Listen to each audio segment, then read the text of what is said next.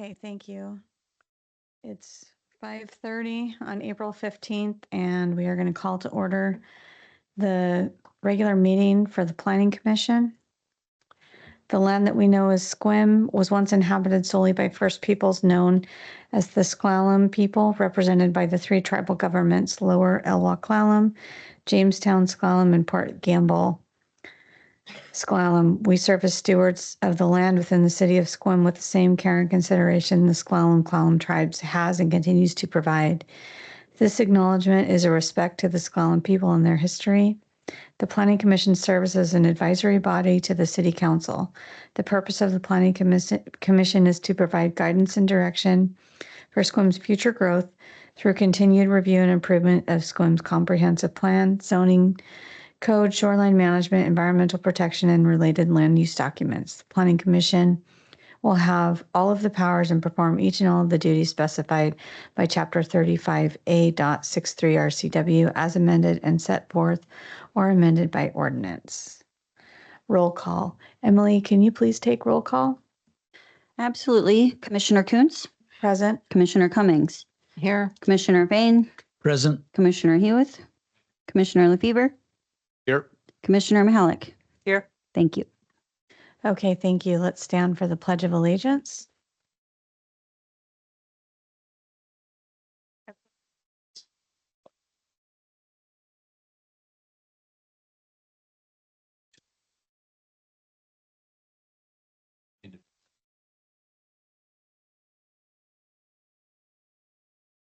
Thank you. Approval of minutes. This will be for the March 18th, 2025 minutes. Has everybody had a chance to look at the minutes? And if so, is there any corrections or discussion about the minutes? Maybe Yes, add in those who were absent. Okay. Juliana, oh, were you here, Karen?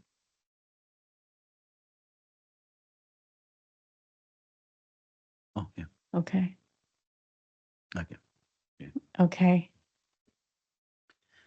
Anything else? No?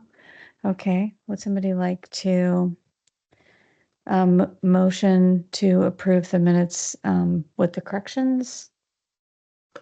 I move to approve the minutes with the corrections. Okay. Second. Okay.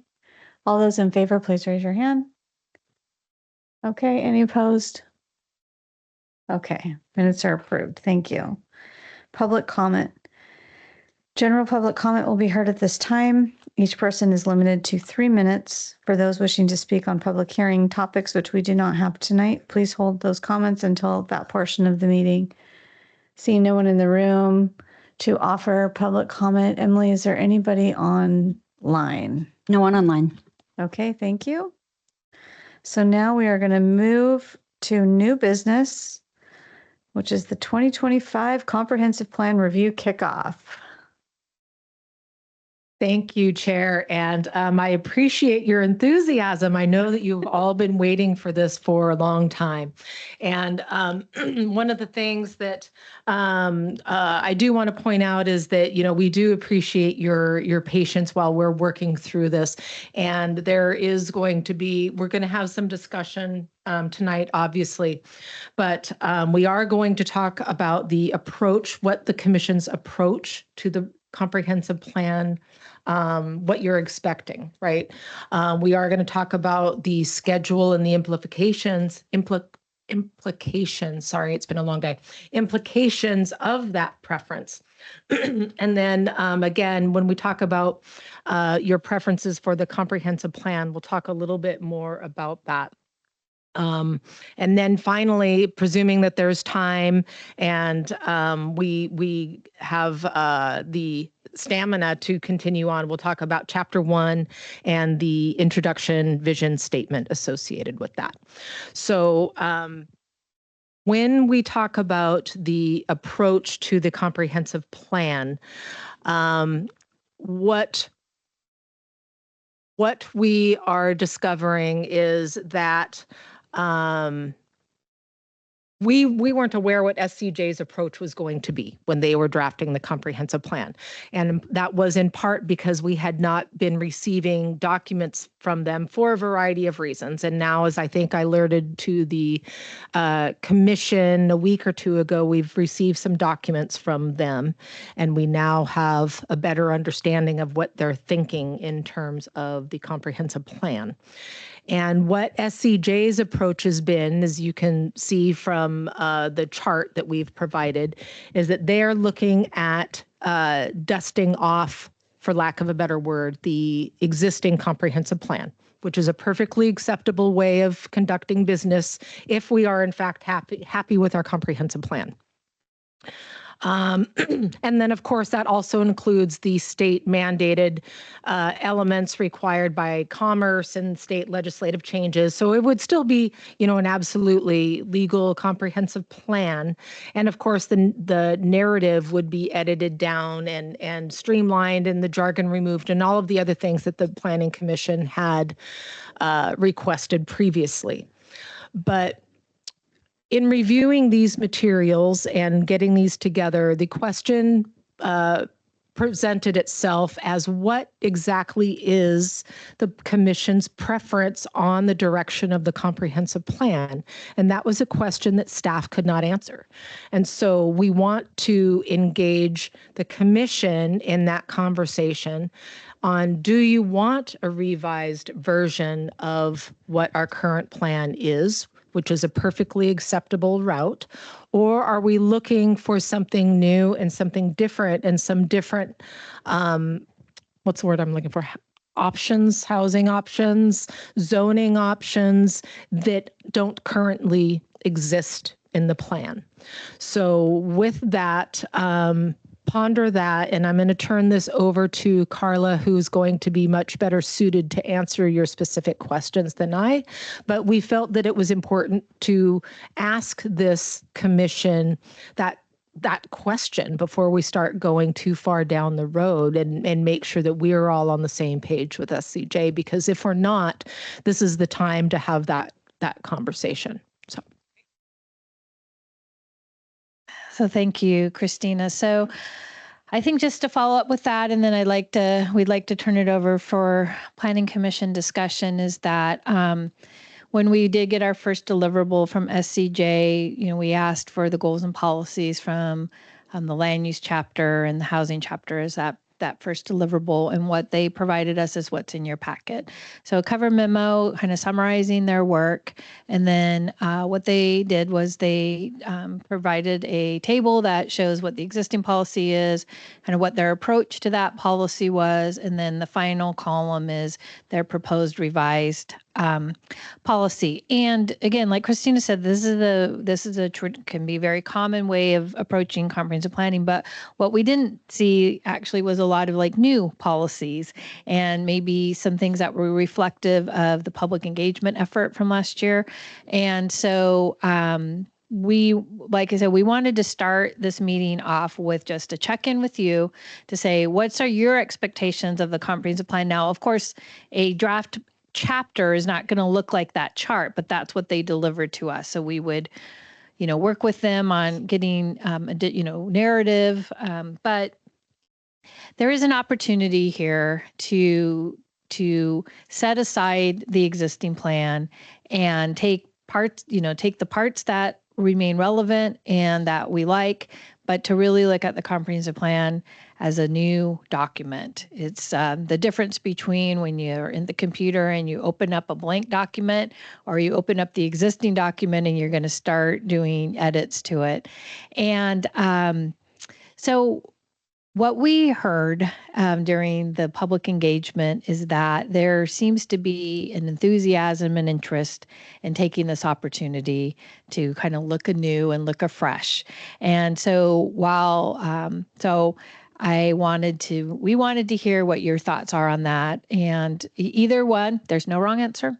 Either approach is fine, but depending on the approach, it does inform a number of things that we will also talk about this evening. So I think, Chair, I'll just stop that. And we would really appreciate hearing from the planning commissioners what your expectations are, what your thoughts are, when you saw the SCJ document, what your thoughts were on that.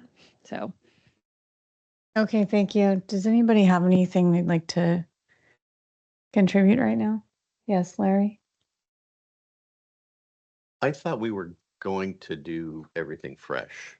I thought we had kind of talked about there was some legacy stuff in there, and even in our other documents that they were going through the process of weeding out. And maybe it didn't get communicated to SCJ, or maybe it did and got just lost in the shuffle. So that's what I thought I remembered, but I am older now. Okay. Anyone else? Oh, Okay, Alex and. Well, we seniors need to hang together, but that was sort of my memory of it as well. And in looking through the existing comprehensive plan, a lot of the graphics and ideas for housing seem dated. Okay, Dennis? I like gray hair. Maybe this is, well, anyways, in our contract with SCJ, is there a scope of work that identifies what the parameters are for their review on our comp plan? So I'm going off of memory, so take that for what it's worth. I also have my own set of gray hair. So normally we would not have that type of information contained in the contract because, as Carla has alluded to, so much of it is going to depend on what the community engagement is. That's the purpose of the community engagement. And step in at any time if I misspeak. But that is exactly the purpose of those documents, is to take that community input, look at whether if people are happy, if the community is happy and the council and the commission and staff are happy with that, then there's absolutely nothing that would prohibit the current nothing in the current contract would prohibit them from doing that. But we also don't dictate it, because if the public community says, we don't like this, we don't like the direction it's going, we want something different, that's supported by the commission and council, that the expectation would be that we get a new comprehensive plan, again, consistent with what we have heard in the community outreach. So hopefully that answers your question, that, that dictation would not be set out in the scope of work. The scope of work would be to update the comprehensive plan by the deadline established by, Department of Commerce or. Perfect. Yep. Thank you. Anything else? What I saw was where 200 words got condensed into about 5 or 6, and it still had the message and the direction. So I think we can do that, whether we start all over again or just use what we have and follow the example there. I think that's the most important thing, is to make it readable, short, and still have what we would like to see and what the people would like to see.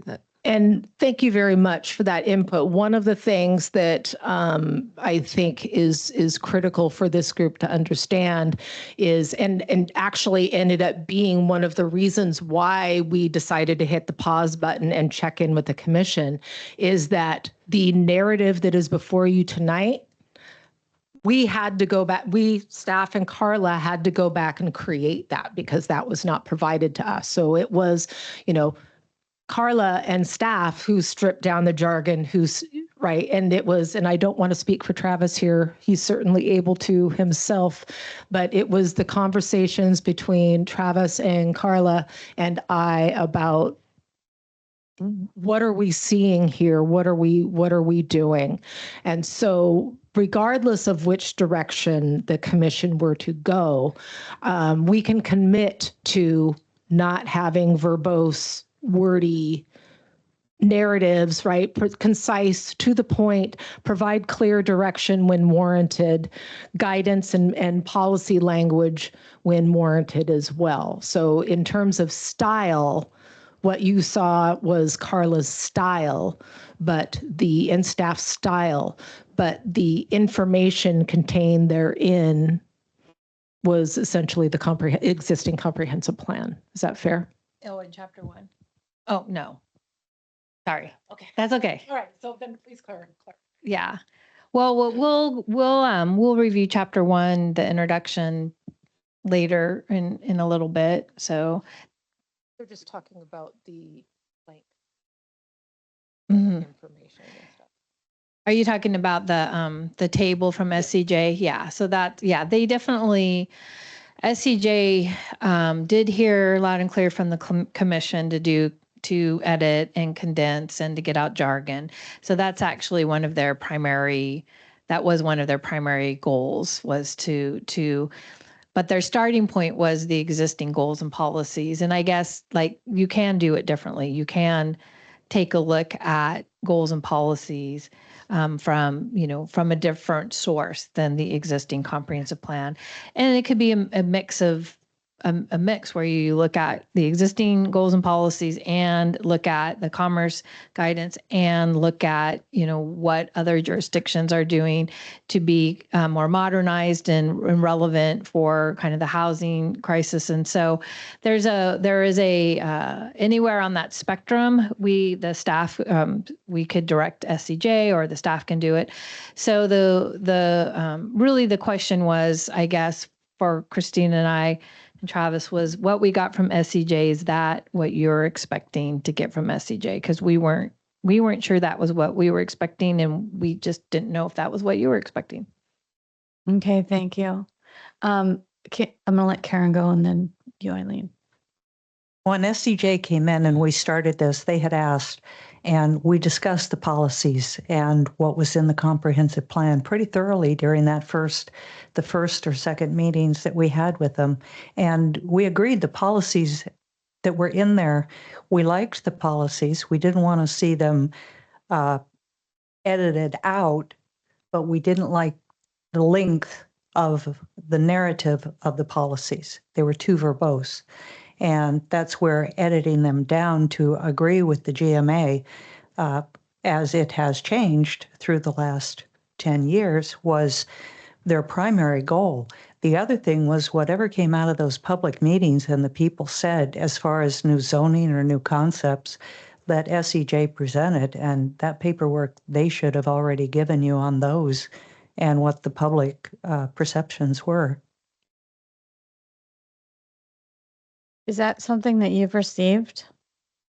Well, we received the public participation summaries. Yes, we did finally get those, like in February, the complete things. But yeah, I guess our thought was, I wasn't sure we saw those reflected in the revised goals and policies that they submitted, I guess would be a comment.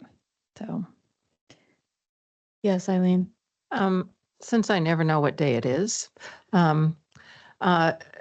so where are we in the status of our current comprehensive plan? Are we halfway through to it's 20-year plan, right? So how many years left for our current?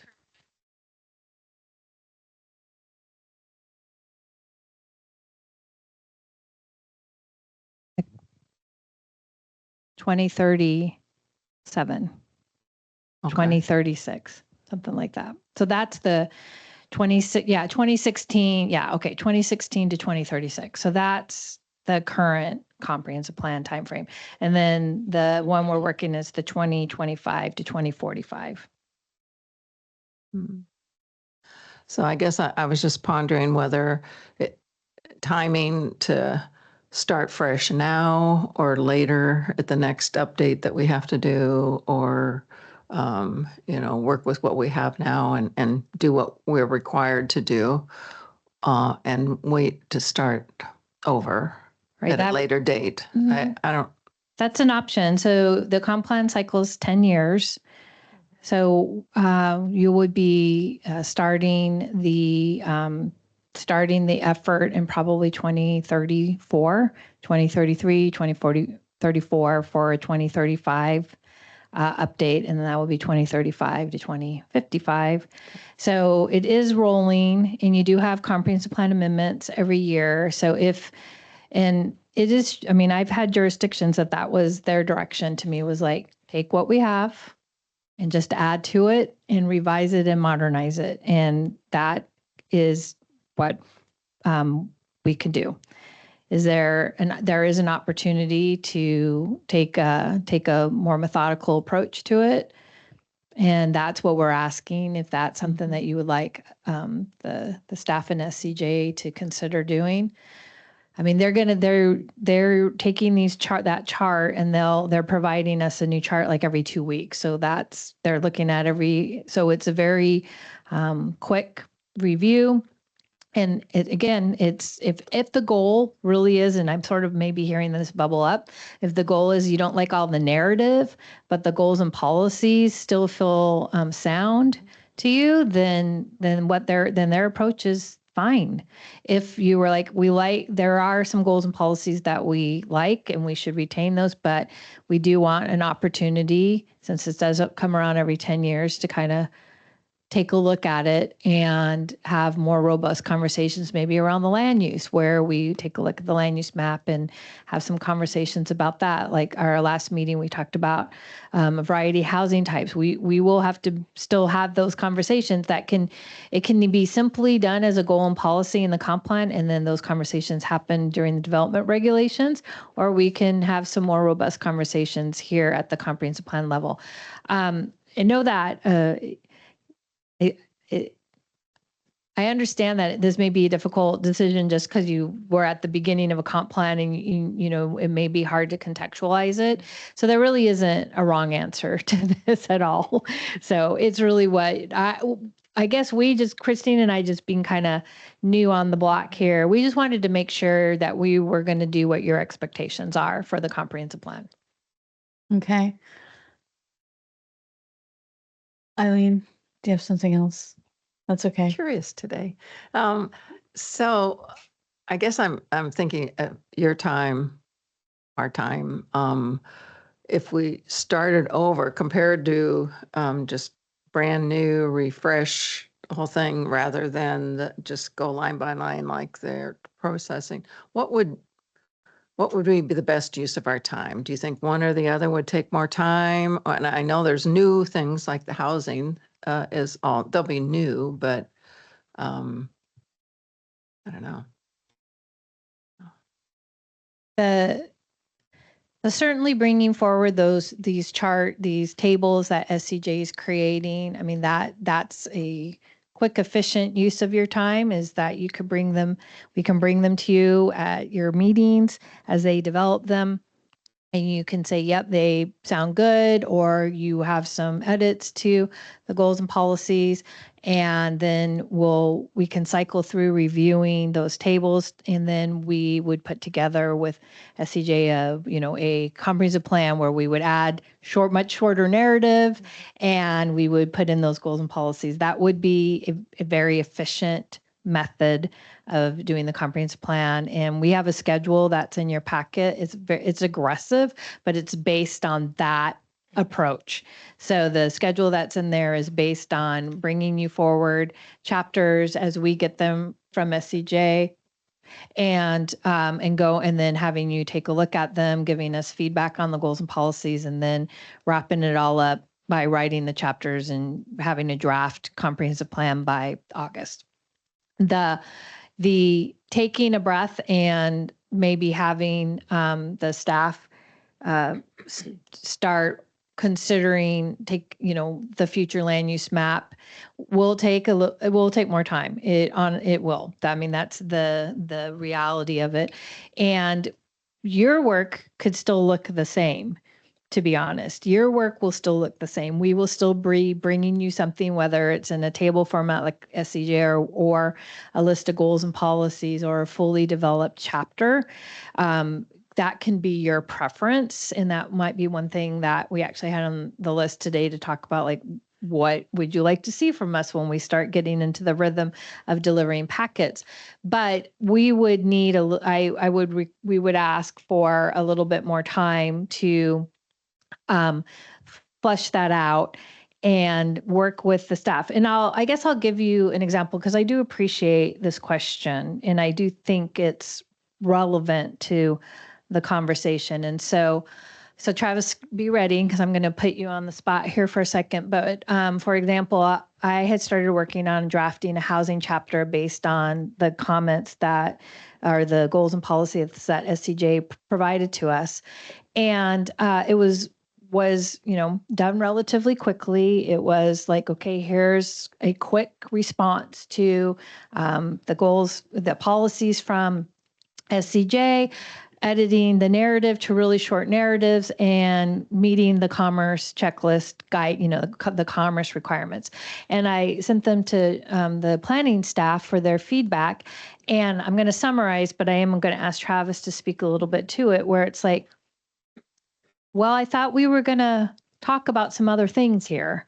And I thought we were going to talk about where maybe increased density could occur. And we're going to talk about what a variety of housing types actually looks like in some of our zoning chapters. And so what is going to be missing, and I promise I'll swing it over to you, is the time that we would take to get a chapter written. Basically, the schedule that you can see is about every 2 weeks, giving you something.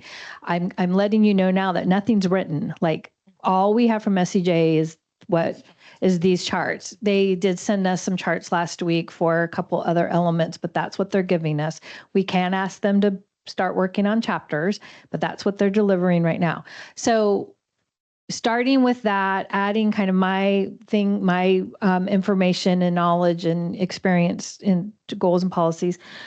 But I'm not here as long as the planners are. So Travis, can you just speak a little bit to what the value would be to taking a little bit more time on the staff side for the work that I can work with you guys on, and what that might mean to the Planning Commission and the quality of the work? Yeah. So, I mean, what I noticed was there weren't a lot of changes, right? So like I asked a lot of questions about like, okay, so we can kind of already do this in code today. And so I know that there's value in keeping the policies that exist, the ones that we like, but just going through, that draft of the housing, which you guys haven't seen, it was like, okay, so are we gonna get anything new, or are we staying status quo? Which status quo wasn't the option that everyone selected, right? But if we're not updating the policies or making any changes there, or incorporating anything new, then it feels like, all right, we're calling it something different, but we're really not changing anything. So that was kind of I just started to ask a lot of questions about like, what are we doing? And so that was my initial takeaway. And this is my first go around with a comprehensive plan update. So that's where I just wanted to like ask those questions. Like, is it appropriate that we don't see a wholesale slew of changes? Is it appropriate that it's mostly the vision policies, or like, I think there was a list of bulleted items that were almost verbatim from what the current comp plan is. And so I asked, like, is that normal? Is that what we want? Do we want it to essentially read the same way, even if we're just condensing the language, and what we can do with it doesn't actually change? So that was kind of what I noticed, at least in the first kind of crack at it. So that's where it's like, okay, and if that's what we want to do, that's fine. And because as Carla, I think, said in one of her original presentations, we could satisfy all of the state's requirements the way that the zoning map is today. We could do all the things we're required to do, but is that what we want to do? Well, I have a question. So, I mean, I'm all in for the condensing and removing the jargon and stuff, because sometimes when you eliminate unnecessary language, it actually opens up the opportunity to be more inclusive, in changes when it comes to zoning and stuff, which, we want to be able to have, like, housing was a big deal to everybody, and to make sure that we are going to have the options to be sustainable moving forward. we know that that's an issue. It's a big issue for the community. Same with open spaces. So, if we need to get the comprehensive plan through and make sure that we still have the options to, to do some of that stuff on the other side, I'm fine with that. And definitely, please correct me if I'm wrong, because I'm asking this question, but I feel like we're kind of behind, behind here. And so my question is whatever we decide to do, if we decide like, hey, no, we really want to kind of go way into the weeds here and really go in depth and not just change the language, is SCGA going to be able to deliver on time? And if not, what are our other options? And I mean, I could be completely off base, but I feel like, here we are in April and we were expecting to be done in June, and I understand that we are extending it. I'm concerned, where are we at? Like, are we,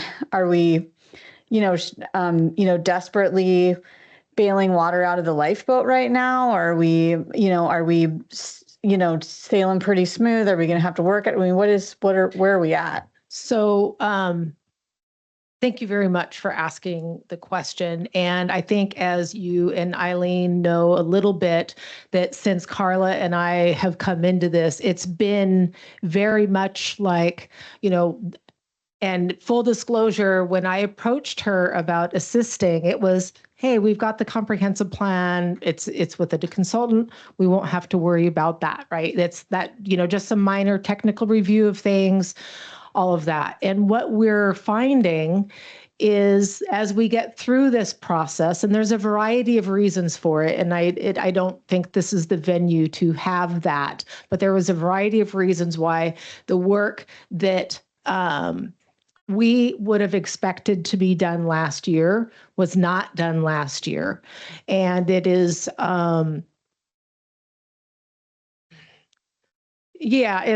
we're essentially at the starting point. And again, there's a lot of reasons for that, but that is why when we put in the packet that, this is a draft, and Carla mentioned that even if this is just a refresh, this is an incredibly aggressive schedule. That's because it is.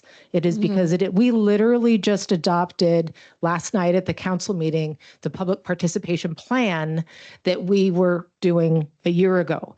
And so the procedural steps, the analysis, a lot of those things that can and should have been done last year have not been done, and it has been taking her and I, frankly, a tremendous amount of time to work with SCJ and develop with them the level of expectation and information and, frankly, cooperation that we expect. And it is still a work in progress, right, on that front. Okay. So that's where we are. And so at least from my perspective, I want to touch on one more little thing before I stop talking, is from a legal standpoint, we staff get approached all of the time for somebody who wants to do something, in a particular zone. A lot of times it's housing related. I'm thinking specifically of the determination that we talked about earlier this week. And there was no legitimate reason why this particular person shouldn't have been able to build this in the zone, except for the fact the comprehensive plan was incredibly restrictive on the types of things that it was allowing in that particular zone. And so, while the comprehensive plan is supposed to be a guide, when it comes in and says, nope, nope, nope, we're kind of stuck. Yeah. And so it's all of these things that I recognize this is an incredibly difficult question and conversation to have to the Planning Commission. I take full responsibility for bringing it to you, but in looking at this from what we're seeing on the ground, from our, understanding that you guys were looking for more than just removal of jargon, I felt like we needed to have this conversation because I didn't want the way I have phrased it to Carla is I don't want to pay her good money to throw it after things that we're not wanting or Right. expecting. Okay, I'm gonna let Karen go and then you, Larry, because I think Karen was first. When I said we agreed on policies, the policies, yes. But what you have pointed out is exactly what we said we didn't want in there. And taking those out and editing it down. But you can't do that without the map also, because we can't include some of those concept housing areas that we talked about with the public unless we amend this.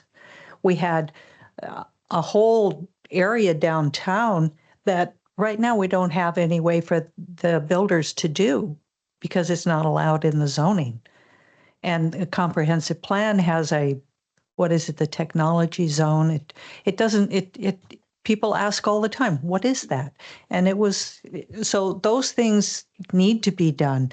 And you're right, the plan was very restrictive because there's so much verbiage in it.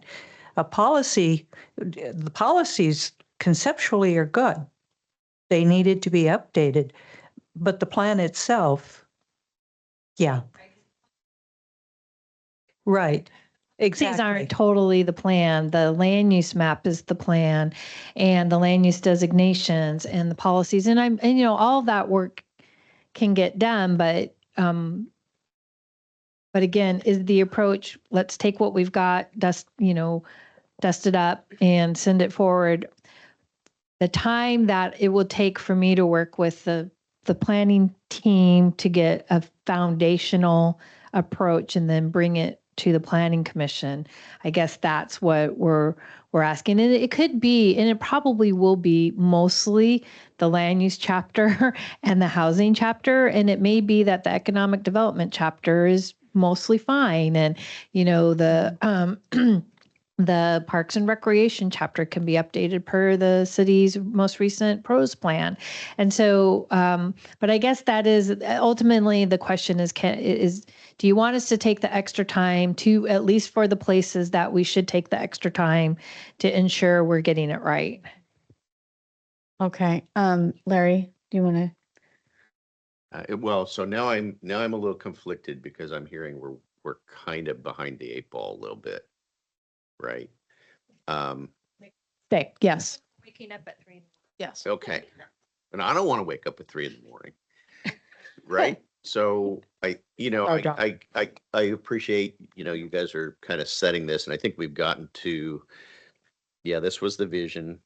We've had some, whatever kind of is probably not going to come together, but that cleanup, if you can do the cleanup, in my memory of the discussions, it was like we had a plan and then we just kept layering sediment on top of it.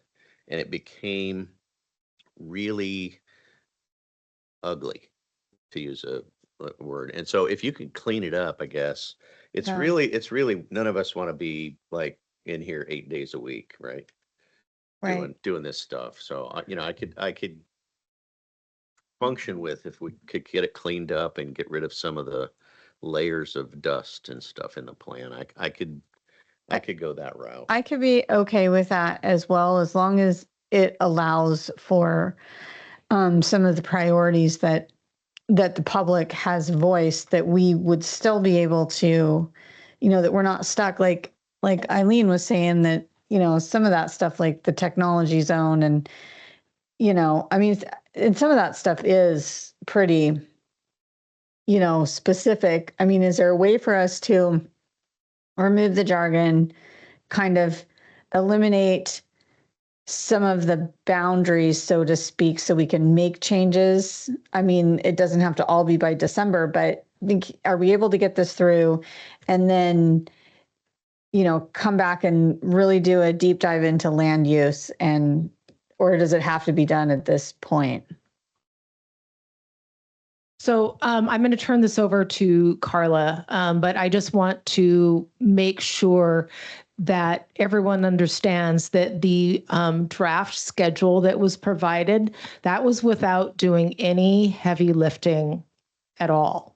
right? It was very aggressive. It's going to be a challenge, frankly, for staff to do. And as I had mentioned, I think to Eileen during the meeting, is that, I would have been asking you for some grace during that time as well. So for example, a, typo in a draft plan or something like that, because this is what, I think it's a chapter every 2 weeks. So that is a lot. And so whatever path we would take, right, it's going to be hard pressed for us to make the late August deadline and still have enough time to have the hearings and the city council meetings by December 31, and we only have one council meeting in December. So regardless of which path you choose, that is an incredibly aggressive and probably unrealistic schedule. And that's why we wanted to ask that question. If it's literally brushing it off, we're going to work our best to make that time and make that schedule. But if we want to address some of these things, and it sounds like we do, still not going to meet that schedule. We'll strive for it, but I want the commission to be really clear that it's not likely. So I know Carla had a couple of things that she wanted to add too. So. Yeah. Thank you. So so Christina's right. Like the schedule before you is the aggressive schedule. And even with that, we were probably not going to have enough time for city council. And that's why it kind of stops at your work. We have yet to determine the SEPA response to the comprehensive plan. There's a couple approaches that we could take, everything from drafting an environmental impact statement on the comprehensive plan to continuing to use the existing 1995-6 EIS and doing a supplemental EIS. We haven't made that determination. I didn't even put it in your schedule because I know Dennis is appreciating what I'm saying. Because it really, for you guys, it's sort of a sidebar. You don't have too much role in it other than reviewing it. And if you, as a citizen, wants to comment on it, the environmental impact statement is for comprehensive plans. It's an analysis of what this growth would be on various environmental elements that is done at a high level. And so at this point, that's the decision that Christine and we understand that that's the question. The decision has not been made, whether it's a supplemental EIS from the 1996 EIS or if it's a new EIS. There's pros and cons to both. Regardless of that, that's what's going to happen after August, and then that work will get done in September, and then we would go into public hearings with you, and then go to City Council. So all that to say is that even with the most aggressive schedule that we've presented to you today, we still will make it very hard pressed to be done in December. We might be done in January. And so I want to also just note that there's two paths forward here. And this is something that Christine and I have talked about. We have a meeting next week, actually, to talk to city manager about this as well. But here's what most jurisdictions have chosen to do. What we're proposing to do this year is about 2.5 to 3 years worth of work in 1 year, given basically what last year was able to get accomplished. And not all of this is on us. The Clallam County had a number of technical challenges with their GIS that we were waiting for some information from them. So it's really just the nature of this comprehensive plan effort. The state legislature's new requirements has made it complex, has made it much more challenging than any other update that I've been involved with. So having said that, what I've been noticing happen is jurisdictions have made one of two decisions. They have decided that they're going to take the time they need to do a comprehensive plan completely and thoroughly, and they're making a good faith effort. It's not like they're not doing it, but they are working on it, and they will miss their deadline. So for example, the city of Seattle has not adopted their comprehensive plan that was due in December. A number of jurisdictions are just getting ready to go into public hearings this month and in May. Not unusual. So not all of the 2024 jurisdictions have met the 2024 deadline. The jurisdictions that, and again, it's not exhaustive. I'm not saying I'm giving you anecdotal information, not, fully researched data, but I've noticed a number of jurisdictions that did make the December deadline, and they are already processing amendments to their comprehensive plan and as part of their annual amendment process. And so I did hear that from a couple of you, which may be like, hey, if we meet the deadline, okay, and then maybe next year or the following year, we could do some more updates. Absolutely valid decision, and that's what I'm seeing a couple other jurisdictions doing. But you can also say, we're going to do this all at one time, and we're going to make it comprehensive, and we're going to take the time we need. And there isn't significant impacts for missing the deadline. There really isn't. There's not like the state isn't going to come and immediately throw sanctions at the city or anything like that. The biggest impact is that any grant applications that the city may request, there will be a question that asks is your comprehensive plan on time? And the answer would be yes or no. So we will be talking with Public Works Director about what grant opportunities are next year. If there is none, then okay. And also, if we go into January, grants usually are advertised in January, and they're not awarded till later in the year. So even if that did happen, the risk is still, in my opinion, relatively low, but we will be talking through that internally next week. So all that to say is there are two paths forward. Hearing a couple of your comments, like, let's get it done. Let's fix what we know are the basic, most egregious problems. And then we can come back as annual amendments to the comprehensive plan. Or do you want to take the opportunity to look at it all, methodically with a little bit without the extra anxiety of a compressed timeline. And then I will also just say, as a side, that we still have capital facilities plan that is a component of the comprehensive plan, and I Christine and I need to meet and discuss with the Public Works Director where they're at with the plans that still need to be done. So some of them are already done, but we know for sure this year's transportation and sewer plan, they're underway. I just don't know exactly where they're at. So that might be something too. And again, I saw that in two jurisdictions just last week where they adopted their plan in December, and their first amendment was updating their capital facility plan, so those functional plans could catch up to it. So, and then I also know of two jurisdictions that waited until the functional plans were all completely done, and then they incorporated it into the comprehensive plan. So again, I know that we're getting a little bit in the weeds for you guys, and I do apologize for that. So we couldn't pop it back up, but these are literally the things that we're wrestling with right now, just to be fair and to let you know kind of where we're thinking. Okay. Yes, Larry. Oh, sorry, Dennis. That's okay. We both have it right here. Anyways, I think the elephant in the room is the EIS. I don't know if there's a possibility of getting an early call from Commerce or even Ecology on whether our 30-year-old EIS is sufficient to cover our comp plan process.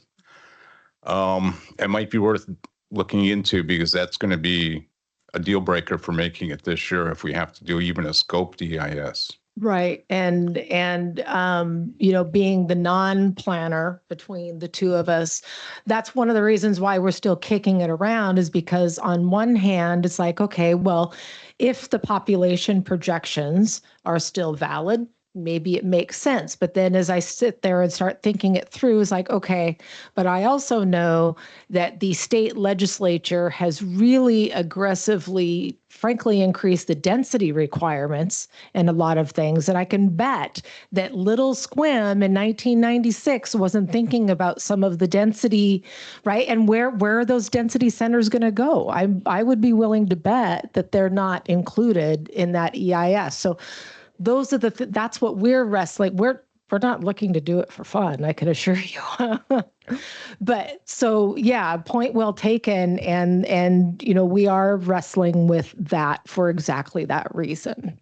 And also, Carla, your comments are spot on as far as sanctions or, you know, penalties for missing the deadline. It's a checkbox in a grant, essentially. I mean, it's not a non-important thing. It is important if you're looking at, you know, parks and recreation or something like that.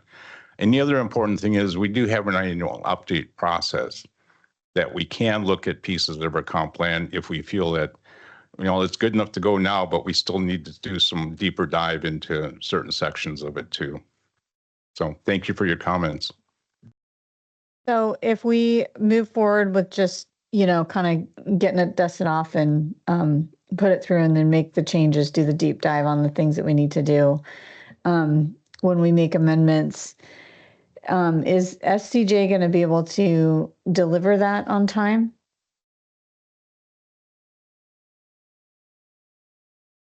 I mean, are they going to be able to adhere to whatever schedule? So since, as I think you and Eileen know, we sent them a schedule, 3 weeks ago, I think, 3 weeks ago, and they have been meeting it most of the time.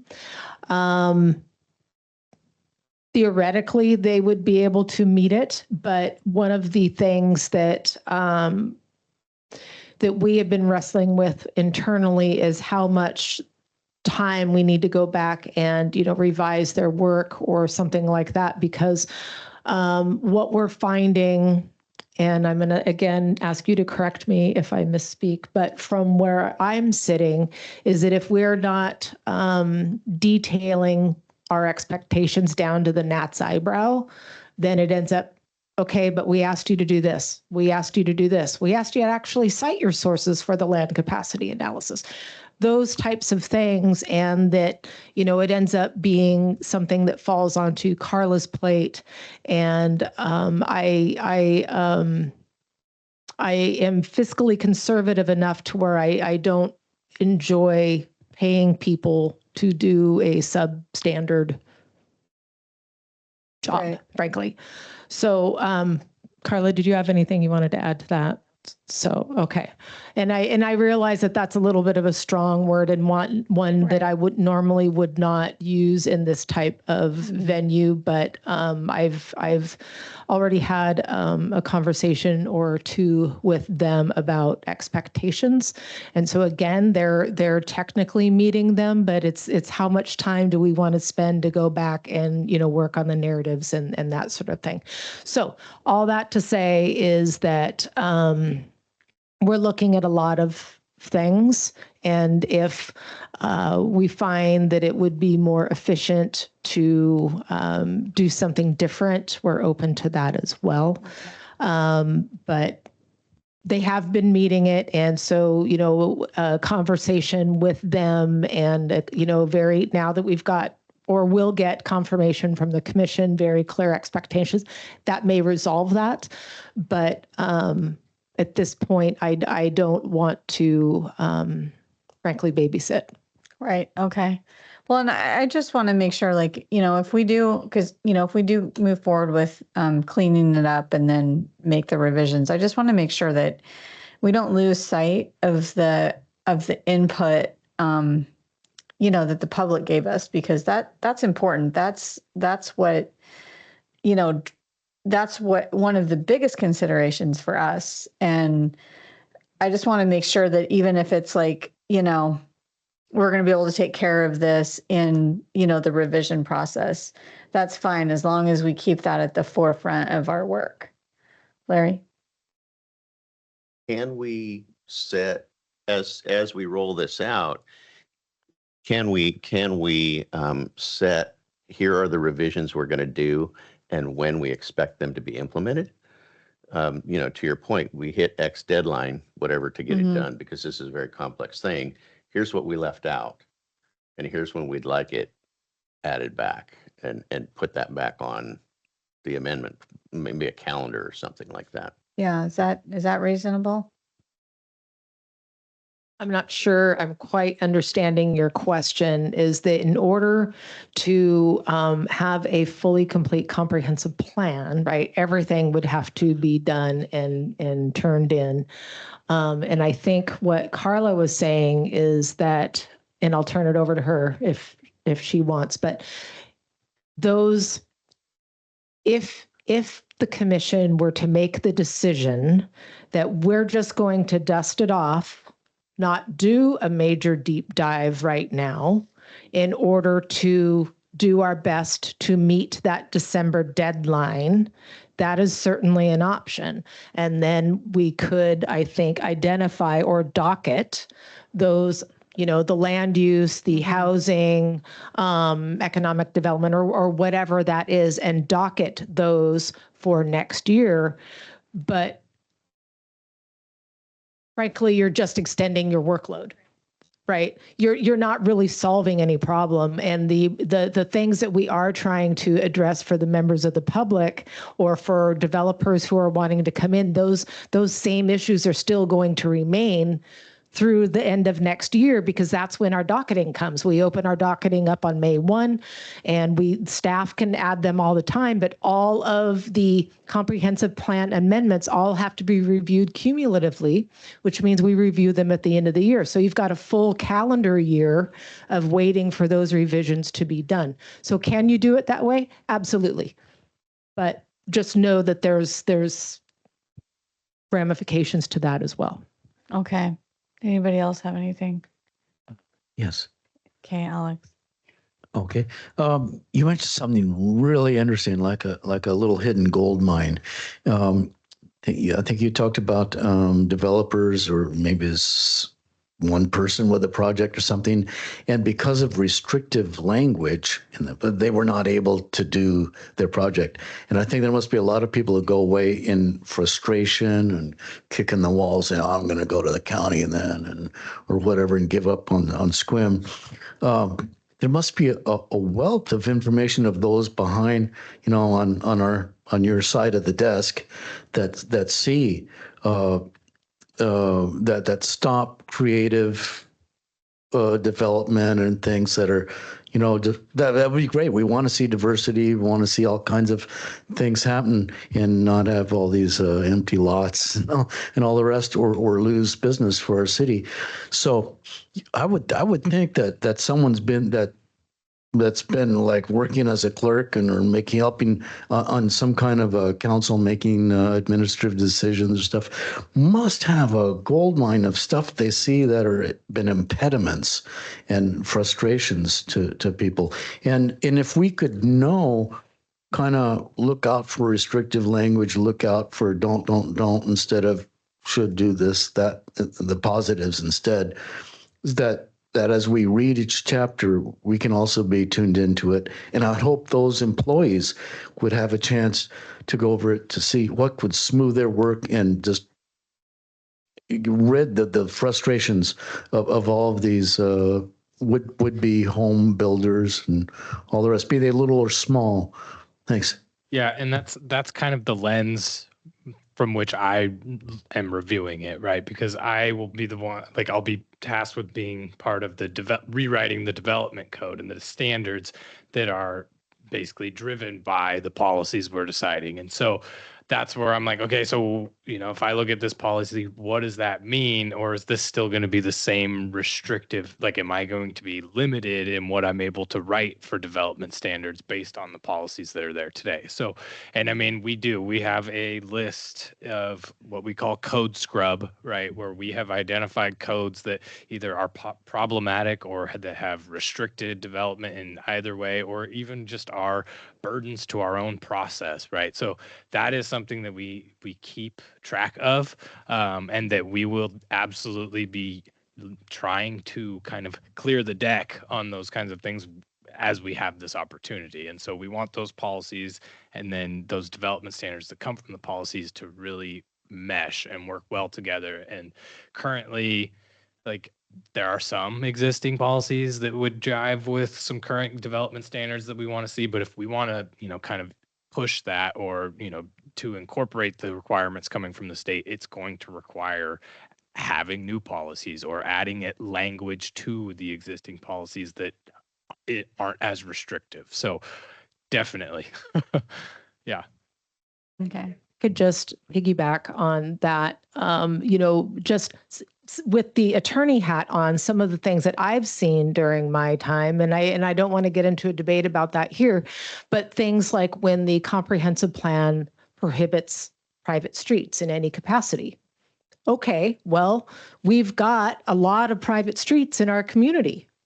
Right now, no one really gets to develop because we create this kind of nonsensical situation of what we've referred to as road islands, where the roads in the middle of this new subdivision, assuming that they can get all of the permissions and easements that they need, we've got private roads, public roads, and then more private roads, right? That's a function of the comprehensive plan. There was the one that we talked about earlier with the descriptions of the types of housing that could go in the particular zone. There was, Travis, I know you've got way more than I do. I mean, just on that, it's like it almost limits like fee simple lot ownership, right? So it is suggesting that it's got to be either developed through a condominium or something like that. And so even though on its face or on the physical earth it'll look exactly the same, we're kind of hands tied because the ownership's kind of is the language in the comprehensive plan is suggestive to condos and apartments and not really to fee simple ownership of multifamily units. And so things like that are problematic for developers because for a number of reasons it'd be much easier for them to get it built if it was fee simple. But if we can't allow that, even though the use and how it'll be lived in and how it'll be used is exactly the same, we can't do it. And so that just seems silly. And just for clarification, the reason why the developers don't want to go through the condominium process is because of the lenders and the litigation that has surrounded those over the years. So it doesn't make good financial sense for them to do it, which understandably, that's not a city issue, except for when that's the only option available to them. So all that to say, we will support whatever decision the commission wants to make. We just wanted to have a frank conversation of what we're looking at, and we will happily march in whichever direction you so choose. But staff at least felt it important enough to come in and ask you the direct question of what are you looking for in this comprehensive plan? Because we've got our own sense. We see where SCJ is coming from. And again, it's not bad, it's not wrong unless that's something other than what you want, which is why we're here. Okay. So Eileen, did you have something? Yeah, I'm glad you got us back to the process because that's when we started this whole conversation. And I think of things the best use of everybody's time. I think it's good to have current eyes and people that process requests for building in our future here to put their input clearly on paper. I think it's a waste of time to have to correct somebody's homework when they send you stuff that you have to spend time on correcting or making it reflect what it should have. So I was leaning towards just do a clean, put the new stuff in the old, but I don't know. It might be better to start with you folks to just redo as much as you can,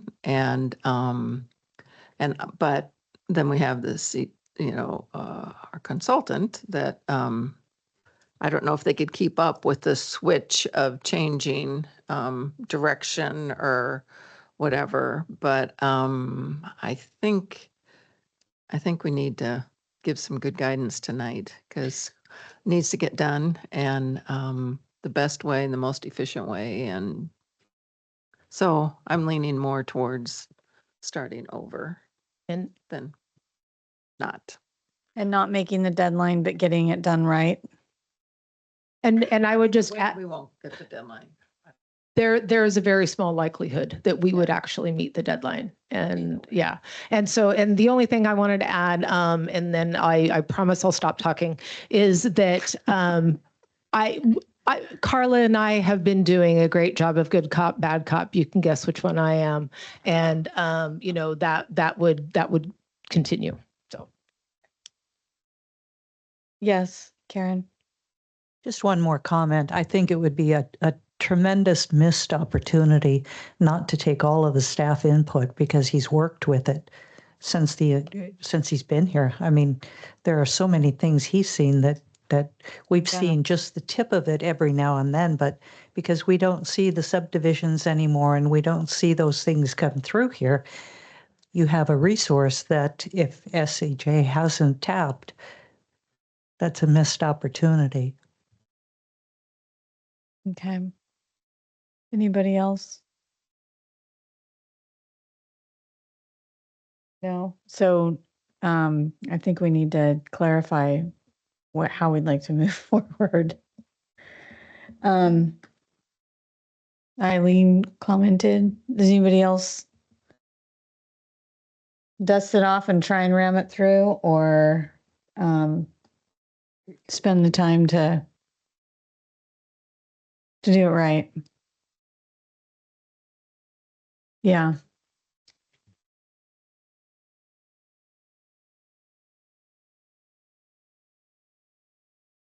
Yeah, I agree. Yes. Mm-hmm.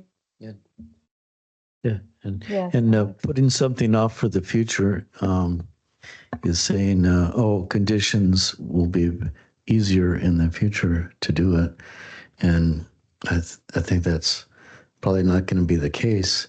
Let's do as good as we can right now, all we can. My 2 cents. Yeah, I mean, I know the workload's going to be a lot for staff.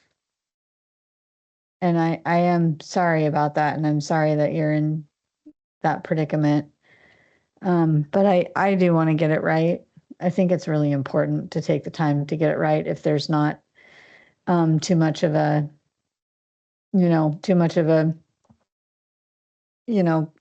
getting in trouble or whatever if we don't make the deadline.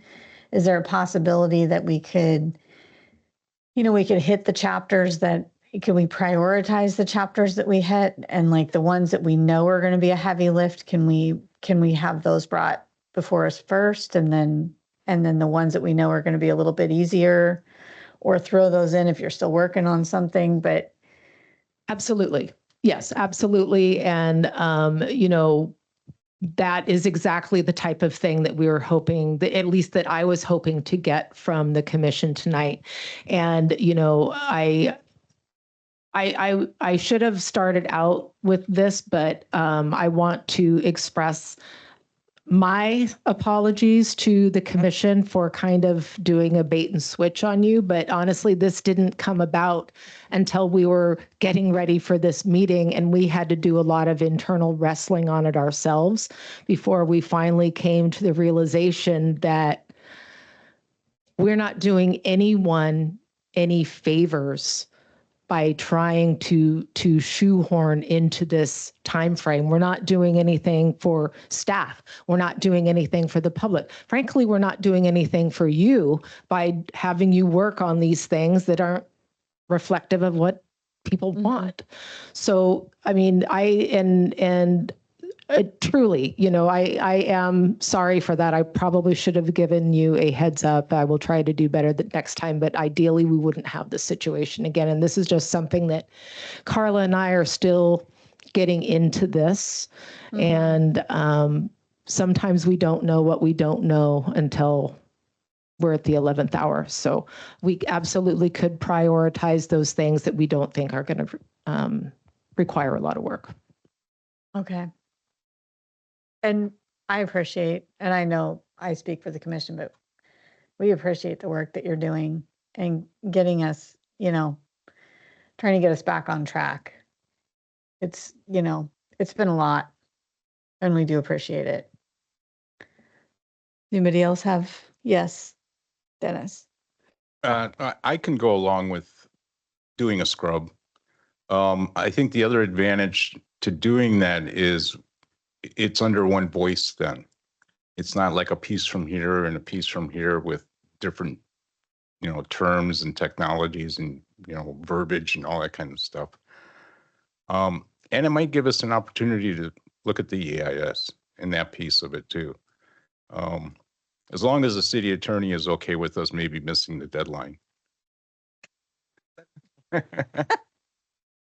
So thank you for that. And just so you know, Carla had to do a fair amount of conversations with me to get me to even broach this with you.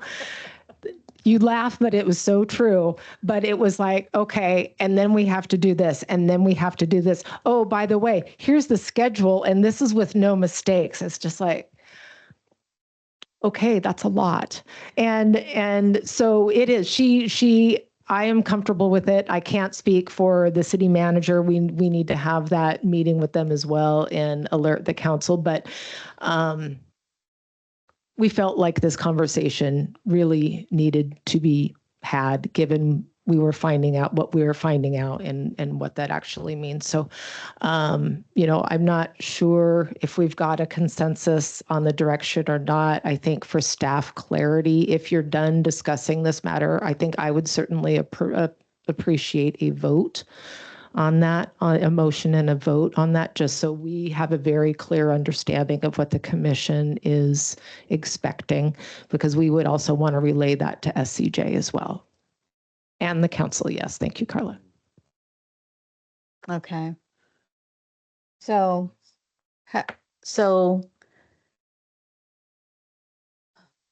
if we're going to vote, we need to be clear on what we're voting on, like what direction. Yeah. Okay. Well, are we able to say why we our vote and why we pick Yeah, that vote I as we think- go? I think that we could, make sure that our sentiments are passed along for sure. Why we voted the way that we voted. That's important. Good. I think what we all, I won't speak for everybody, but I think what we've discussed is a comprehensive review with staff input as to the changes necessary to facilitate an update to the comprehensive plan. Have I put that? Yeah. Yeah, and I just want to add, like there are policies that we could still use. Like it Right. doesn't necessarily mean we need to rewrite every single Right. one, right? So Right. kind of keep that in mind. But that leaves it open so that those policies, Exactly. we're not saying dump it all. We're saying a Correct. comprehensive right. It's update. not, yeah, it doesn't have to be a full rewrite where nothing's Right. the same. There Right. are parts that we Right. could choose to keep. So But that way it's thorough enough in what we're asking that it's not nebulous, well, how much should, you don't have to say, well, I want this much here and this much here, and I don't want you to take out this goal, but if you want it updated with staff's input, a thorough update to include the land use and the map, then that would be our direction. Is everybody feeling the same way on that? Or is there any other feelings? Thinking that there was two options, that there would be a taking line by line what we have and rewriting it, or another option of just starting from the beginning and rewrite the whole thing. I think that I I think that what Karen verbalized so eloquently is that we have the option to keep what we want and change what we feel we need to. So it's kind of a combination of both options, but we're not restricting ourselves to we're just gonna dust this off and try and get it through on, to make the December deadline. Is that did I say that correctly? Well, if we're just, what you sounded like is just what's happening now, that it's not working very well, that they're taking piece by piece and going line by line and rewriting it, and instead of adding a creative flair of the people who do actually do the work, that it's more spot on the reality. But maybe I'm wrong. I was thinking we had two choices. We had to go along with what's happening now or to start over. Travis, am I Well, when drinking you too much say start- Kool-Aid or something? It's actually kind of funny because Carla and I, when we were talking about this, but before this meeting, I said, that we're going to present two options, but really there is a third, right? And it is one, because there are policies and there are things in the comp plan that work and that you don't want to just get rid of, right? There are good bits in there. And so I wouldn't suggest to just do away with them in their entirety. But that's kind of, we needed the direction of, are we just smoothing out kind of what's there? Or are we also going to try to weave some new stuff in or potentially pull stuff out? Or are we just cleaning up the language at the very, very least? So that's at least my understanding. So of the that. third option is keeping what works and looking at what doesn't work and taking the time to get that done right. Because it's still going to take time. That's like right. that. Yeah. And I think, Julianne, I think that's it, because what we're asking for is a blessing of taking more time. I guess if you're going to get to the end of it, that to do it right, we will need more time. And that was what we started with, that question tonight of, what are your expectations? And if your expectations were, hey, most of the goals and policies are pretty sound, we're okay with everything, meeting the deadline is really important to us, then we would have done that. But we thought there's a missed opportunity. We agreed with that. And that's why we wanted to have this conversation. So I think it's the third option is keep what works, spend the time to respond to the public and the state requirements, and ensure the comp plan is reflective of the SQUIM's community's needs, desires, and future hopes. I so move. Yeah. So Alex wanted to say something, but we do have a motion. No, it kind of fits into yours. Well, I'd say we're in a predicament to do the best we can because we invited the community.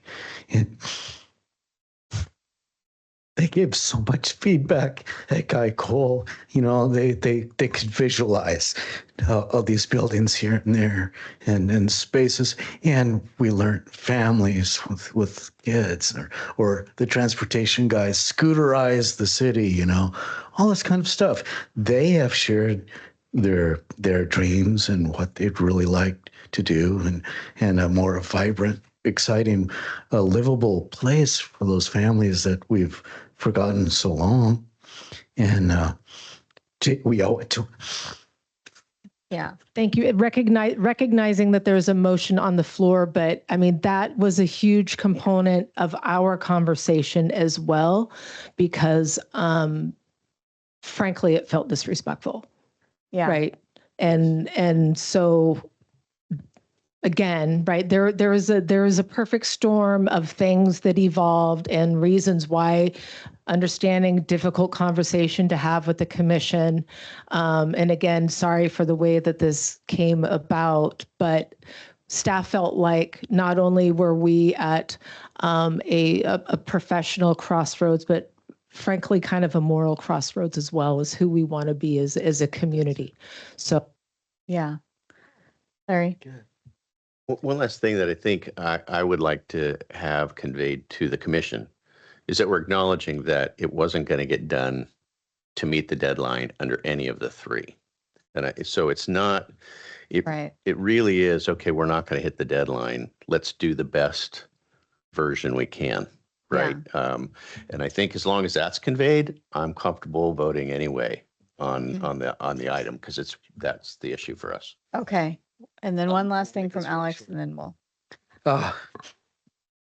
Having been in similar situations myself in the past, I appreciate your bravery to come forward and admit the situation and ask for help.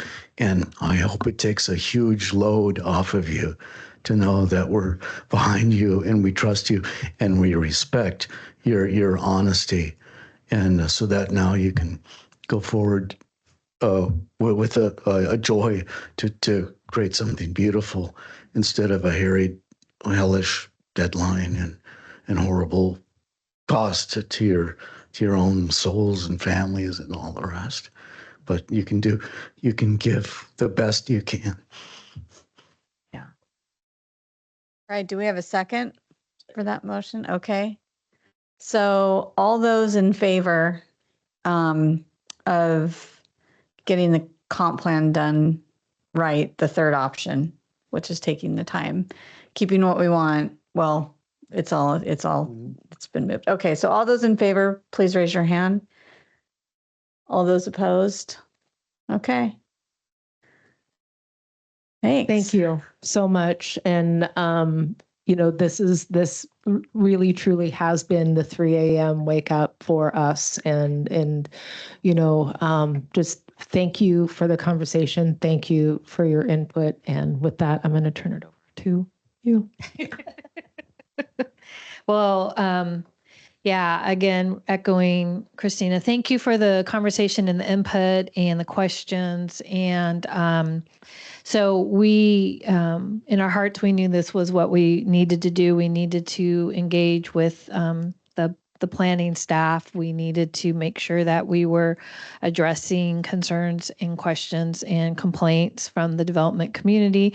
We needed to ensure we were addressing the hopes and dreams of the community from the public engagement last year. And to be honest, from my side of it, we still have a lot of technical work that we need to do, that we need to catch up on. So like Christine said, it was all a perfect storm. So we appreciate you wrestling through it with us. So thank you. So if you still have anything left in the tank, we can get to chapter 1, which is in your packet at the end, and a couple things that I want to speak to this introduction for your consideration. And then it's up to the commission if you want to start reviewing it or if you want to or call it a night. And so a couple things. First of all, this would give you a sense of what my writing style and what my tone is. And so with the idea that we would work with SCJ and them giving us kind of their tables, and that we take them then internally, we review them with the planning staff, we look for any gaps and holes that may not have been addressed by SCJ, we put local knowledge to it, and then we draft a chapter. So this would give you some flavor of what this would look like. My writing style is straightforward and practical. It's not very jargony, as you would see. So hopefully it resonates with some of the things that you would like. I do want to note that I think you know this about me, but I came from Paulsbo, so there is a little section at the end that still had Paulsbo and Kitsap County in there. So I apologize for that, but I do want to assure you that this whole section is not a copy and paste from that particular section was, because it was established more by state law, so the language was would be similar. But I do want to apologize for that, because honestly, it's a pet peeve of mine, so it really pained me that I did that to y'all. So I'm sorry. I do want to speak a little bit about it. So, Chair, I think that this is a good opportunity to kind of talk through when we bring draft chapters forward to the Planning Commission. How would you like to go about this? Like a very methodical approach would be going page by page, and everyone, when you review it, you jot down your comments, or if you're doing it online, you have your comments there. But also the commission can kind of just be like, looked good to me. I had some specific questions. So this could be like a little trial run of like what a approach would be that you would like to see throughout the comprehensive plan process. But with that, I do want to give a couple of introductory comments. The vision statement that's in here under section 1.2 is a summarized version of the work that Bill Grimes did with the Planning Commission at your December meeting. So if you recall, what Bill did was he took the existing kind of 4 pages of the vision statement that's in the current comprehensive plan and did some editing to it. And I talked through it with you guys with some concepts. And then he did provide a new version to us as one of the deliverables in March. And then I even summarized his even more. So that's what is in section 1.2. And then section 1.3 is a new section to the comprehensive plan, which is guiding community principles. Now, there are some things like this in the existing comprehensive plan, but these are new, and these are I did write these directly from the public comment that was part of last year and has been summarized. So these are direct kind of summarizations of value statements that we heard from the public last year.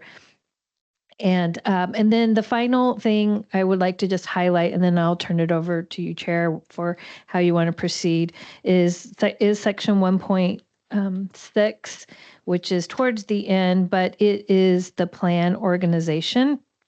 And what I wanted to just walk through with you very quickly is how I propose the plan to be organized. And again, this would be open for discussion and input from the Planning Commission, but there's a number of things that have to be in a comprehensive plan. We need to have goals and policies, as we know. So I'm proposing that the goals and policies be section 1 of the comprehensive plan, and then section 2 would be the appendices, basically. And the appendix is going to be where all of the there's a lot of technical information that has to be in a comprehensive plan. And that's going to be things like the transportation plan and the capital facilities plan and the housing needs assessment. And so a lot of most jurisdictions do organize those as separate independent appendices. So I'm proposing to do that as well. And then for the chapters, obviously there's a number of required chapters: land use, housing, transportation, capital facilities, utilities, parks, recreation, economic development, and the climate and resiliency. I am proposing one optional chapter called community character. And this is, again, a chapter that's come out of the public engagement and the public input, and the sentiment that I've heard from everybody, which is like, we love our community, we love our town, and we don't want to lose the things that we love about it that make SQUEM special. And so community character will be a relatively short but mighty chapter where there will be goals and policies that really identify the quality of life, the kind of the aesthetics, the natural environment, the things that that make SQUEM special and that we want to highlight through goals and then policy. So this is an independent chapter from the Growth Management Act. It really is the one where you can set forth kind of some of the things that are important to the city. And so I do propose having a optional chapter for that. So with that, those are kind of my introductory comments to this section. This would again be the first chapter of the comprehensive plan, and then I'll turn it over to the planning commissioners for any questions and comments, discussion. So thank you. Okay. Does anybody have any questions or comments? Do you guys want to tackle this chapter 1 tonight, or do you want to read it and ponder it and tackle it next meeting? So on the draft schedule for our next meeting, Well, this is going to change. yeah. Okay. We can put it on the next meeting. The vision statement was something, if you want to tackle tonight, might be doable. So Okay. I'd feel more comfortable putting this on the next meeting as far as the actual chapter. Give us time to really do a deep dive. And I found which definitely I'm looking for input from the commission, but we seem to do well with getting the information, highlighting what we want to ask about, what we want to input, what we need clarification on, and then discussing it together. Some of us are a little bit more technically challenged when it comes to like adding notes to a draft. Sometimes we struggle with logging onto our computers. But what do you guys think about that? Bringing it back next meeting, looking at the vision I think we can look at the vision statement tonight. Any input? Are we going to do chapter 8 as well as chapter 1 next meeting? Is that possible? it's maybe. Well, I'll see. We'll see. Yeah. Right. Maybe one of the other things, since the commission is looking at taking a hybrid approach, and I've not talked this over with Carla, so if she kicks me under the table, I'm going to immediately withdraw it.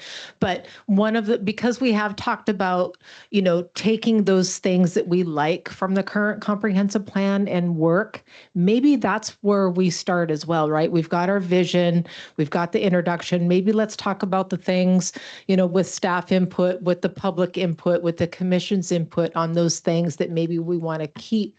And so we could focus on that. And is that right? It's an existing document. We are able to have those conversations about, why the commission might think that this is wonderful. And Travis might be like, oh, well, here's how it hits the ground, and have those conversations next week. And that would also help staff in determining the types of things that we're going to look at, how much of a load a particular chapter or section could be as well. Just throwing that out there as an idea. Okay, Larry. Don't we have to redo this calendar? I mean, we said this was not attainable, right? And I think to even think that chapter 8 or this was going to kind of flow, that was even not attainable before. So I think if you could come back with a new calendar as well, that would be helpful for me to say where we're going to go. Or maybe we formulate a calendar like you were saying, talk about what we're going to keep and what we're going to really need to work on. And then. And I'm again looking at Carla, I would expect that would help inform the calendar, right? Because even if we do provide another one for you, it's right. We don't want you to be penned up in how much time you want to spend on something either. Right. So it's always going to be fluid. If we've only allotted the commission one meeting to think about it, and you guys are having really robust, interesting conversation, the commission is fully within its right to kick it over to the next meeting. So the schedule is always going to be fluid. Okay, Eileen. Carla, just in passing, when you said, how about just looking at the vision statement tonight? And I think that's a reasonable request. I don't know if that would help guide everything else that you're working at, and we could do that tonight. Yeah. Just look at that and give you some feedback or wonderful. Would that, since you mentioned it, I thought we could at least do one little thing. Yeah, that would be great. Yeah, I mean, I read it and I really liked it. I didn't read it and go, oh, we got some work doing this. So.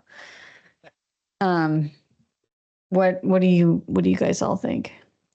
Overall, and it gives us a good idea as far as your style and the way you're putting it together. And I like what I see. I like the conciseness of what you've put together. And I like the fact that you've added the citizen input into that and those concepts. That works nicely. Thank you.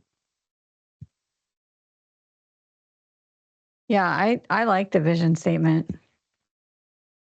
I didn't really see any changes.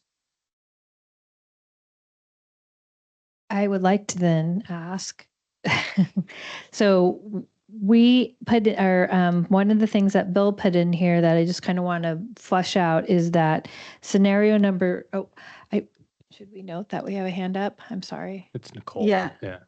I was going to ask. So I'm assuming that's not for public comment. Yeah, She's your that's what I liaison. figured. Yeah. Okay, that's what I figured. So, yeah, if this is a good time, let's get Nicole's input.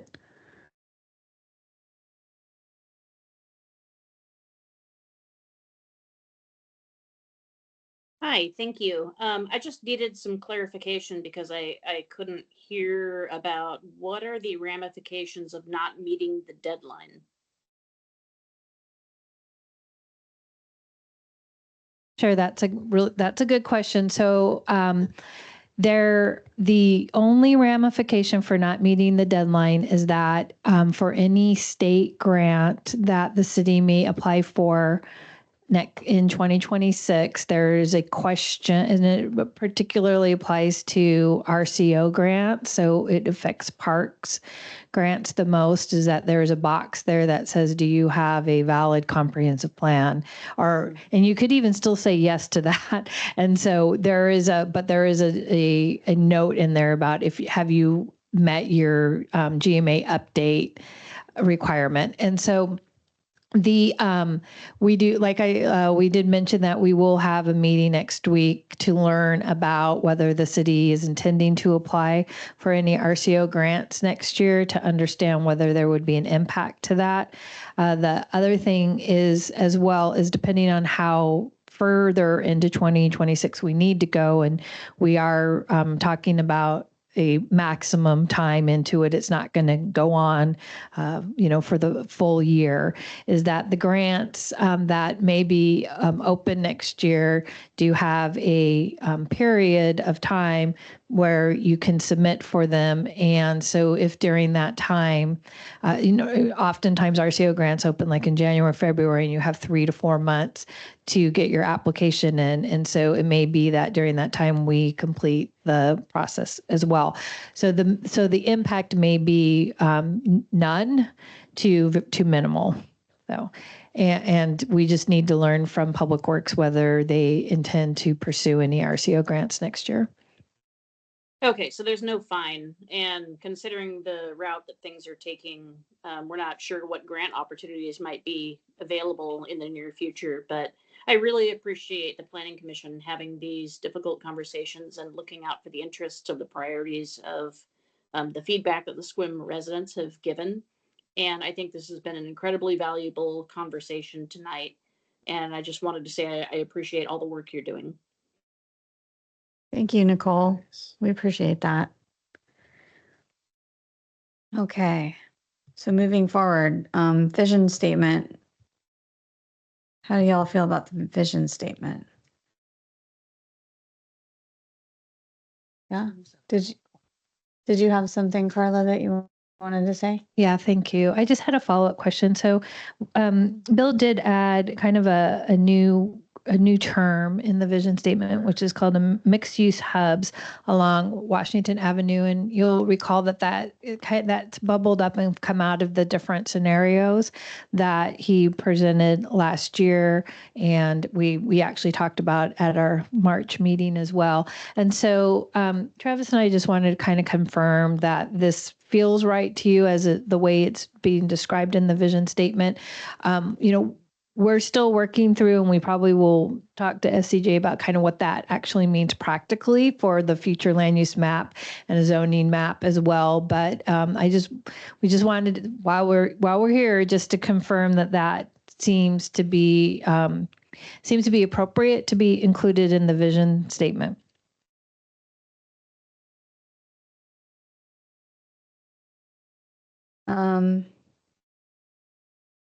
Well, if we're trying to get away from specific language, it could be mixed use areas within the city. That way we're not pigeonholing ourselves into what's a hub and why is it only allowed on Washington Street?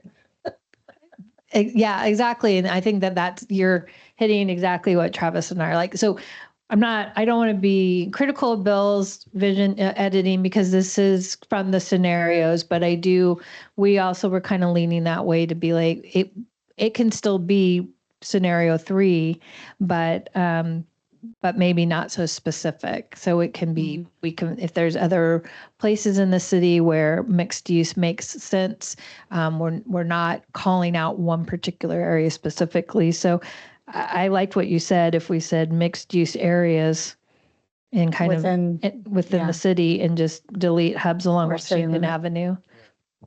Yeah, because we need mixed use in more than just on Washington Street. I mean, exists in certain places already that aren't up right along Washington. So right. And we're looking forward, this needs to be something, things 5 years from now, what we need could be different than what we need right now. Anything else? Okay. Yeah. Oh, I really like it. It's a lot of positive words in there. Yeah. Do you have anything else for us on that? No? Okay. My only follow-up question. So thank you. Yeah, you're welcome. All right. And anything else on our big comprehensive plan review kickoff before we move on to director's report? No? Okay. Yeah, you're welcome. No, thank you. All right. Director's report.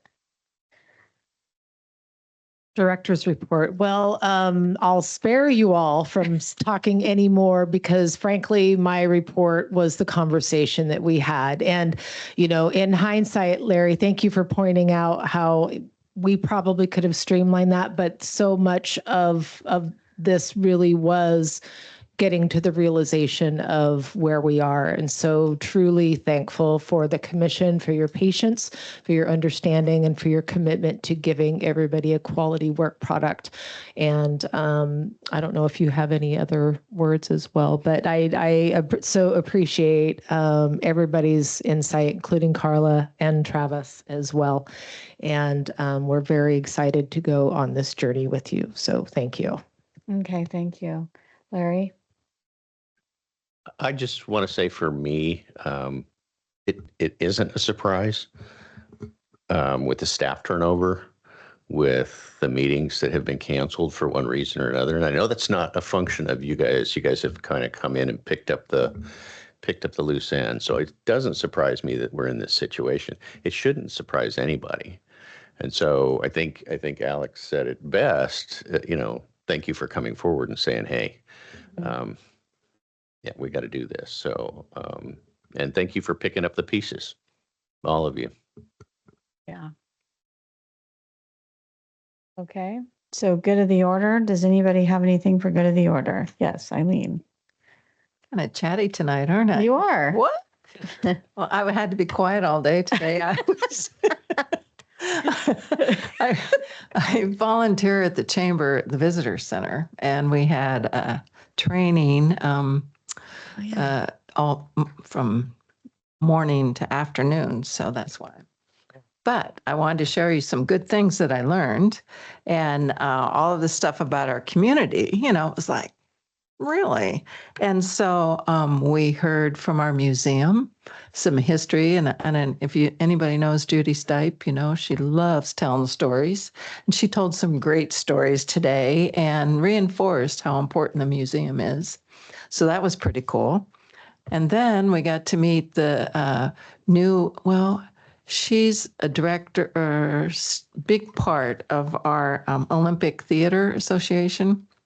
Her husband's like the director, and she's the director of the volunteers.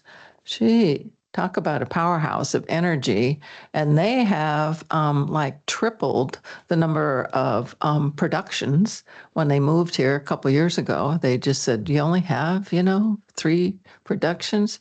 They've got them all, a full schedule of productions for us. So that's really a bonus for our community too. And then we got inspired by the visitor center from Victoria, BC came over. Thank God. They came and shared all the things. Black Ball Ferry was a big sponsor to bring people from their visitor center and different hotels and activities, Bouchard Gardens. And it was amazing that all the things that are available to us through Black Ball Ferry.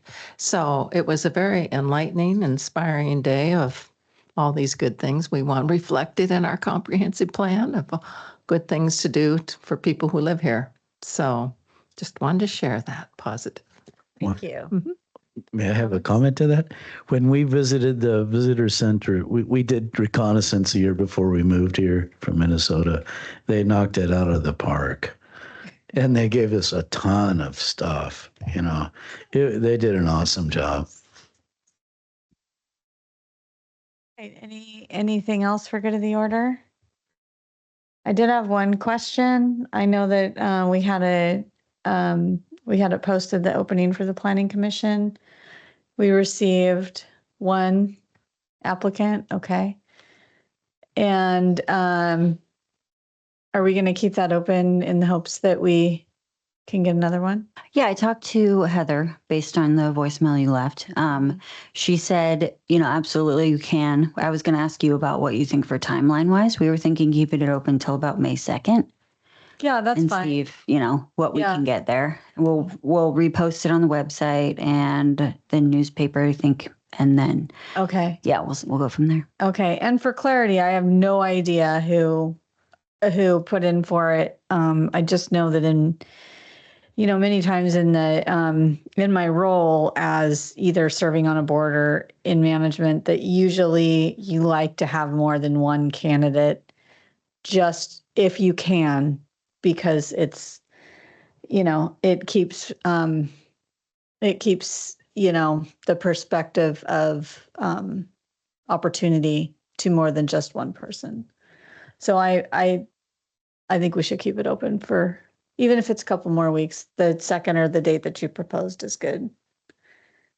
Does anybody have anything else on that? No. Okay. Anything else for the good of the order? No? Okay. Well, then, is there anybody that'd like to make a motion to adjourn? Yeah. Okay. Do we have a second? Second. Okay. All those in favor of adjourning, please raise your hand. Okay. Meeting is adjourned at 7:17. Thank you.